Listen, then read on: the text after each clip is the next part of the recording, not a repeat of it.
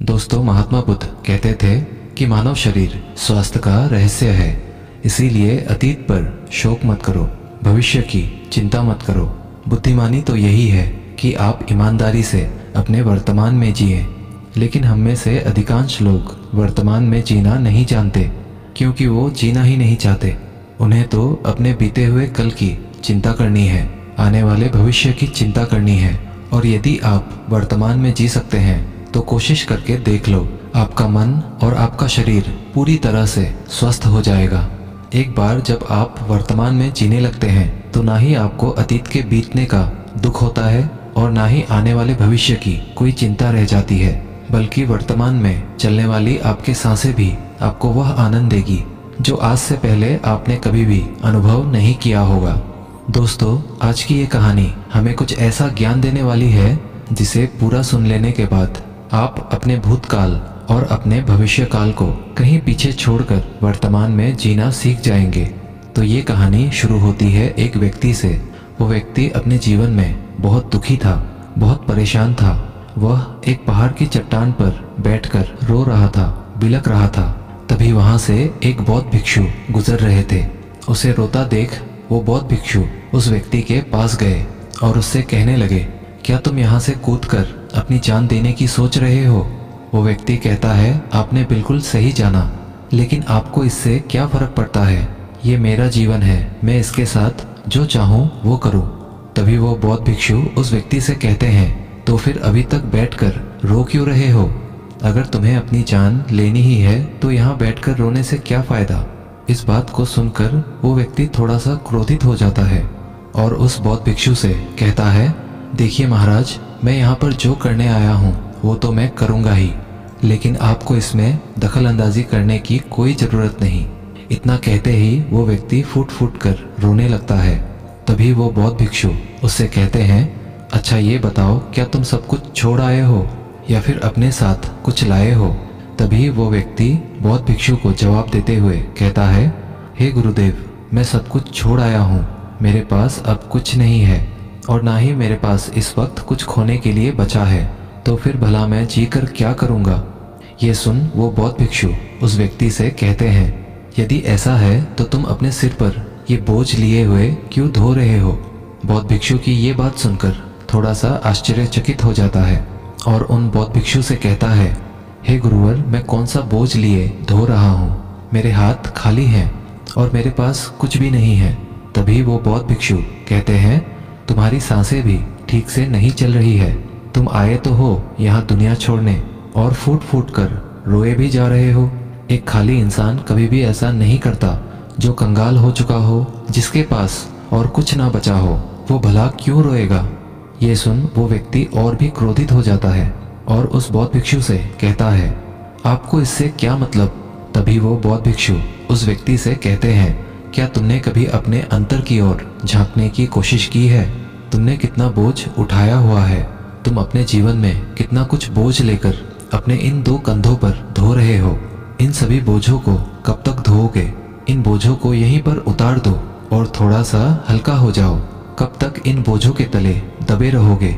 जैसे ही उस व्यक्ति ने उस बौद्ध भिक्षु के मुंह से ये सारी बातें सुनी, वो तुरंत ही उनके चरणों में गिर पड़ा और उनसे हाथ जोड़कर कहने लगा, हे गुरुदेव, अभी तक मुझे कोई नहीं समझ पाया था। यहाँ से कई लोग आए और गुजर गए, लेकिन किसी ने भी मुझसे ये सब नहीं कहा।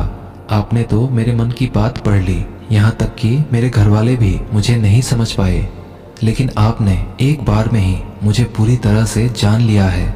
आगे वो व्यक्ति बौद्ध भिक्षु से कहता है, क्या आप मेरी इस समस्या का समाधान कर सकते हैं? बौद्ध भिक्षु कहते हैं, कहाँ है समस्या? वो व्यक्ति कहता है, मेरे घर पर है, आप मेरे साथ चलिए। वो बौद्ध भिक्षु उस व्यक्ति से कहते हैं, नहीं, समस्या तुम्हारे घर पर नहीं है। वो व्यक्ति कहता है, नहीं नहीं गुरुदेव, समस्या मेरे घर पर ही है। आप एक बार मेरे साथ चलकर तो देखिए। वो बौद्ध भिक्षु उस व्यक्ति को समझाते हुए कहते हैं, समस्या तुम्हारे घर पर नहीं, तुम्हारे भीतर है। क्या तुमने कभी अपने भीतर झांकने की कोशिश की है? सारी समस्याएं तुम्हारे भीतर है। जब तक तुम उसका समाधान नहीं करोगे तो तुम्हें हर जगह हर समय समस्या ही दिखेगी। और यदि समस्या तुम्हारे घर पर है तो तुम इस पहाड़ की चोटी पर क्या कर रहे हो? तुम तो कह रहे थे कि तुमने पीछे सब कुछ छोड़ दिया है, अपना घर, अपने परिवार, अपने सगे संबंधी, और यदि तुमने ये सारी चीज़ें छोड़ ही दी हैं तो तुम्हारी समस्या भी वहीं पर छूट गई है। फिर तुम भला इतने परेशान क्यों हो?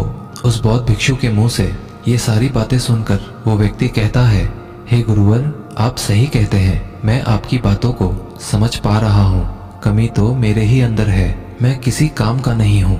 मैं जब भी कोई काम करने जाता हूँ तो सब बिगाड़ देता हूँ। मेरे हाथों सारे काम गड़बड़ हो जाते हैं। मैंने आज तक कोई भी काम ढंग का नहीं किया। मेरी तो किस्मत ही खराब है। उस व्यक्ति के मुख से ये सारी बातें सुनकर बौद्ध भिक्षु मुस्कुराने लगे और उस व्यक्ति से कहा, अच्छा, तुम्हें लगता है कि तुम्हारी किस्मत खराब है, तो मुझे ये बताओ क्या खराबी है तुम्हारे किस्मत में? तभी वो व्यक्ति उस बौद्ध भिक्षु से कहता है, हे गुरुवर, मुझे व्यापार करना था और व्यापार करने के लिए मुझे धन की आवश्यकता थी। इसीलिए मैंने अपने परिवार से थोड़ा सा धन लिया और उसी धन से मैंने अच्छा सा व्यापार खड़ा किया। लेकिन गुरुवर, मेरा व्यापार ज़्यादा दिन तक नहीं चल सका। शुरू में मेरे परिवार वालों ने मेरा पूरा साथ दिया और तब तक सब कुछ ठीक भी चल रहा था। लेकिन धीरे धीरे मुझे मेरे व्यापार में नुकसान होने लगा और ये सब देख मेरे परिवार वाले मुझसे नाराज़ हो गए और मुझसे दूर चले गए। मैं तो चाहता था कि मैं अच्छा व्यापार करूं, अच्छा धन कमाऊं, ताकि मैं अपने परिवार को अच्छे से संभाल सकूं, उन्हें वो हर सुख सुविधा दे सकूं जिनकी उन्हें आवश्यकता है।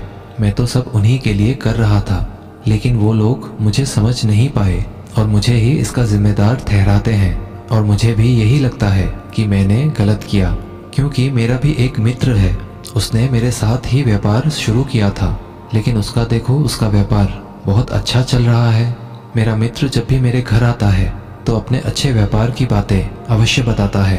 वो हमेशा ये कहता रहता है कि किस तरह से उसने अपने दम पर व्यापार को खड़ा किया है और उसे चलाने में भी वह सक्षम है। किस तरह से उसने जी तोड़ मेहनत की और अपने व्यापार को उन ऊंचाइयों तक ले गया।